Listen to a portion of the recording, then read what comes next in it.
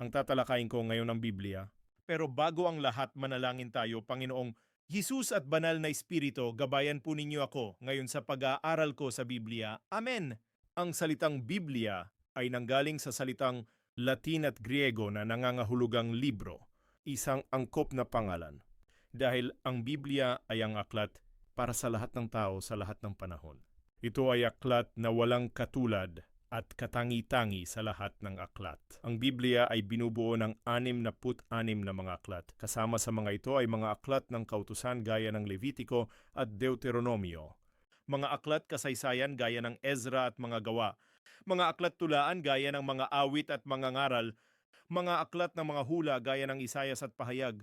Mga talambuhay gaya ng Mateo at Juan at mga formal na sulat gaya ng Tito at Hebreo. Ang mga mayakda may humigit kumulang 40 taong manunulat. Ang nagkontribusyon sa Biblia ay sinulat sa loob ng mahigit na 1,500 taon-taon. Kabilang sa mga sumulat ng mga aklat nito ay mga hari, manggingisda, pastor, saserdote, opisyal ng gobyerno, mga pastol at mga manggagamot.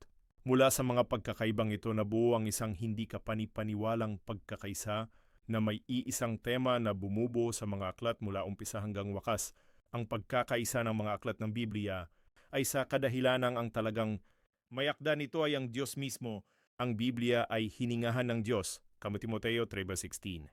Ang mga tao na ginamit upang sumulat ng mga aklat ay pinangasiwaan ng Diyos at ipinasulat kung ano lamang ang gusto niyang maisulat at ang resulta ay ang perpekto, banal at walang kamaliang salita ng Diyos. Awit 2:6. 2 Pedro 1:21. Ang pagkahati, ang Biblia ay nahahati sa dalawang pangunahing bahagi, ang lumang tipan at ang bagong tipan. Sa maiksing salita, ang lumang tipan ang salaysay tungkol sa isang bansa at ang bagong tipan naman ang salaysay tungkol sa isang tao. Ang bansa ang paraan ng Diyos upang ipadala ang taong iyon sa mundo, ang Panginoong Hesukristo. Inilalarawan ng lumang tipan ang pagkatatag at pag-iingat ng Diyos sa bansang Israel. Ipinangako ng Diyos na gagamitin niya ang bansang Israel upang pagpalain ang buong mundo. Genesis 12:2-3. Mula nang maging isang bansa ang Israel, nagtatag ang Diyos ng isang pamilya. Mula sa bansang ito, upang siyang panggalingan ng pagpapala ng pamilya ni David, awit 89:3. Mula sa pamilya ni David, ipinangako ang pagdating ng isang tao na magdadala ng pagpapala sa buong mundo. Isayas 11:1-10. Ang bagong tipan ay nagdedetalye ng pagdating ng ipinangakong tao. Ang kanyang pangalan ay Jesus at kanyang tinupad ang mga hula sa lumang tipan. Nabuhay na banal, namatay bilang tagapagligtas at bumangon mula sa mga patay. Ang pangunahing karakter. Si Jesus ang pangunahing karakter sa Biblia. Ang buong aklat ay talagang patungkol sa kanya. Hinulaan sa lumang tipan ang kanyang pagdating at siyang naghudyat ng kanyang pagpasok sa mundo. Inilalarawan sa bagong tipan ang kanyang pagdating at ang kanyang gawain ng pagliligtas sa makasalanang mundo. Si Jesus ay higit pa sa isang tao lamang sa kasaysayan. Sa katotohanan, siya ay hindi lamang tao. Siya ang Diyos sa laman at ang kanyang pagdating ang pinakamahalagang pangyayari sa kasaysayan ng mundo. Ang Diyos mismo ay naging tao upang bigyan tayo ng malinaw na larawan kung sino at ano ang Diyos. Kanino mailalarawan ng Diyos? Siya ay gaya ni Jesus. Si Jesus ay Diyos sa anyo ng tao. Juan 1:14. Isang maiksing pagbubod. Nilikha ng Diyos ang tao at inilagay sa isang perpektong tirahan. Gayunman ang tao ay nagrebelde sa Diyos at bumagsak mula sa estado na nais ng Diyos para sa kanya. Inilagay ng Diyos ang mundo sa ilalim ng kanyang sumpa dahil sa kasalanan, ngunit agad na nagbigay ng pangako para sa kanyang plano na ibabalik ang sangkatauhan at ang sangnilikha sa kanilang dating maluwalhating kalagayan. Bilang bahagi sa plano ng pagtubos, tinawag ng Diyos si Abraham mula sa Babylonia patungo sa Canaan, mga 2000 BC. Ipinangako ng Diyos kay Abraham sa kanyang anak na si Isaac at sa kanyang apong si Jacob, tinatawag ding Israel, na kanyang pagpapalain ang lahat ng tao sa mundo sa pamamagitan ng isang manggagaling sa kanilang angkan. Naglakbay ang bansang Israel mula sa Canaan at tumira sa Ehipto at dumami hanggang sila'y naging isang bansa doon. Teka lang, mag-subscribe ka naman, wala namang bayad. Salamat, humigit kumulang. 400 BC, pinaalis ng Diyos ang bansang Israel palabas ng Ehipto sa ilalim ng pangunguna ni Moises at ibinigay sa kanila ang lupang pangakuang Canaan upang mapa sa kanilang kamay. Sa pamamagitan ni Moises, ibinigay ng Diyos sa mga Israelita ang kanyang mga kautusan at nakipagtipan sa kanila.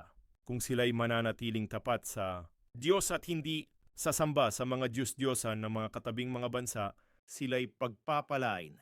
Ngunit kung tatalikuran nila ang Diyos at sasamba sa ibang mga Diyos-Diyosan, wawasakin ng Diyos ang kanilang bansa pagkatapos ng may 40 taon.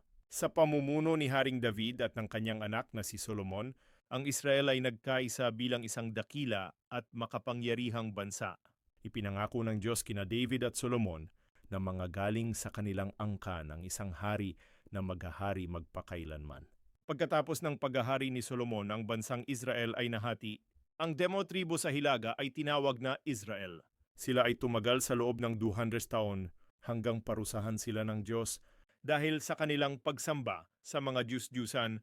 Sinakop ng Assyria ang Israel noong 721 BC. Ang 2 tribo naman sa kanluran ay tinawag na Judah at nagtagal sila ng mahaba-habang panahon, ngunit sa huli, naglingkod din sila sa mga Diyos-Diyusan at tumalikod sa Diyos. Binihag ng Babylonia ang Judah noong mga 600 BC. May 70 taon nang nakalipas. Kinahabagan ng Diyos ang Israel at pinabalik ang mga nabihag sa ibang bansa sa kanilang sariling lupain. Ang Jerusalem bilang kabisera ay itinayong muli noong may 444 BC at muli silang nagkaroon ng sariling pagkakakilalan ang bansang Israel at dito nagtapos ang lumang tipan. Paglipas ng mga 400 na tao, ang bagong tipan ay nagbukas sa pagsilang ni Hesukristo sa Bethlehem.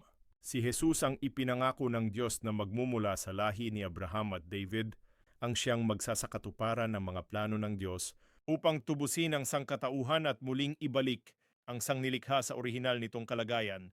Buong katapatang tinapos ni Jesus ang kanyang gawain, namatay siya para sa kasalanan at nabuhay mula sa mga patay. Ang kamatayan ni Kristo ang basehan ng bagong kasunduan ng Diyos sa mundo.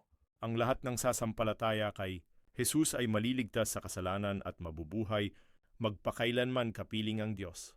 Pagkatapos na mabuhay na maguli, isinugo ni Jesus ang kanyang mga alagad sa mundo upang ipangalat sa lahat ng dako ang tungkol sa kanyang buhay at ang kanyang kapangyarihan upang magligtas. Ang mga alagad ni Jesus ay kumalat sa lahat ng dako sa kanilang pangangaral ng mabuting balita tungkol kay Hesukristo at sa kaligtasan. Naglakbay sila mula Asia Minor, Grecia at sa buong imperyo ng Roma. Ang bagong tipan ay nagtapos sa hula tungkol sa muling pagbabalik ni Jesus bilang isang hukom sa mga hindi sumampalataya at upang palayain ang buong sangnilikha mula sa sumpa ng Diyos. Panginoong Jesus at Banal na Espiritu, maraming salamat po. Amen.